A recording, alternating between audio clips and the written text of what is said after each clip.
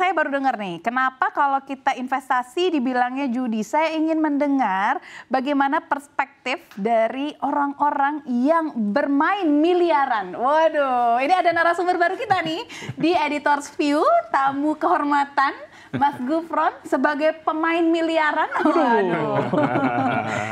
Kenapa Pak Prabowo mungkin bisa berpikir kalau bermain saham tuh seperti judi kalau kita nggak paham-paham banget? Apa yang mungkin dilihat oleh Pak Prabowo? Iya, judi karena nggak ada kurang ilmu mungkin ya lebih bilang judi. Karena ya ada yang banyak yang bilang main saham itu dekat-dekat judi memang. Kenapa? Ya karena itu ada syaratnya main saham itu. Harus paham, harus tahu ilmunya, telisik apa isinya segala macam itu udah benar. Ya kalau itu nggak ada, itu kayak judi. Jadi ya benar taruh duit asal taruh. Oke. Itu kan judi. Oke. Oh, kalau judi tuh asal taruh aja. Benar. Oke. Main insting aja udah.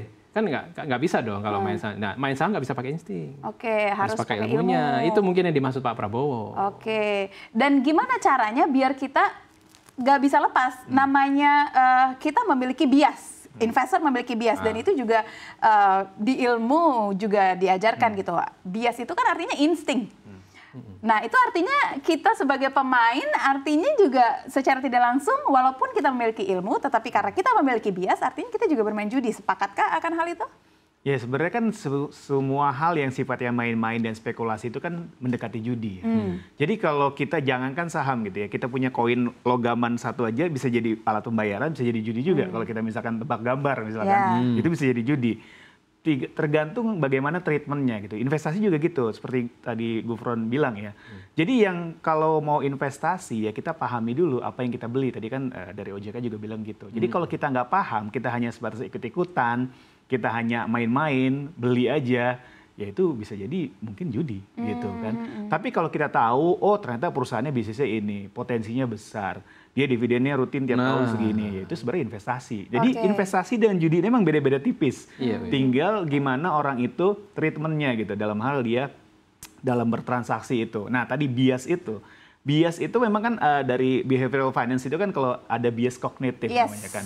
Kalau orang cuman sebatas ikut-ikutan, terpengaruh emosi sesaat gitu ya, atau mungkin FOMO, itu bisa jadi mendekati judi gitu ya. Tapi kalau dia berdasarkan historical kognitif dia punya pengalaman di perusahaan itu, dia punya pengetahuan yang cukup, itu bisa jadi investasi gitu. Jadi memang ya mirip-mirip, tapi pernyataannya Pak Prabowo nggak salah, ya dari bursa dan OJK pun nggak salah juga gitu. Jadi memang itu bisa jadi dua hal atau dua mata pisau yang berseberangan gitu ya.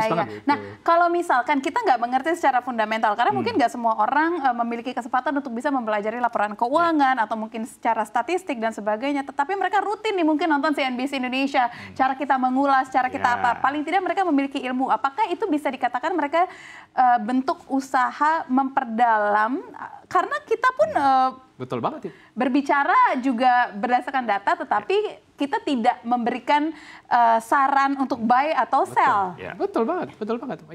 Itulah kenapa CNBC Indonesia hadir di Indonesia untuk memberikan informasi yang benar, ya, analisa yang benar. Nah, harapannya publik, penonton CNBC atau pembaca CNBC itu mau lihat itu, lihat videonya, baca artikelnya. Ya, kalau dia mungkin tadi seperti Safinas bilang nggak cukup waktu untuk liatin laporan keuangan yang jelimet-jelimet itu, udah pakai artikelnya CNBC aja. Itu bagian dari belajar. Kalau belajar kita dapat ilmu, jadinya kita bisa main saham dengan benar. Iya, dan kita nggak berspekulasi. Nggak judi jatuhnya. Iya, berarti kalau pilih pasangan dengan spekulasi itu judi ya? Judi. Judi untuk masa depan. Judi untuk masa depan.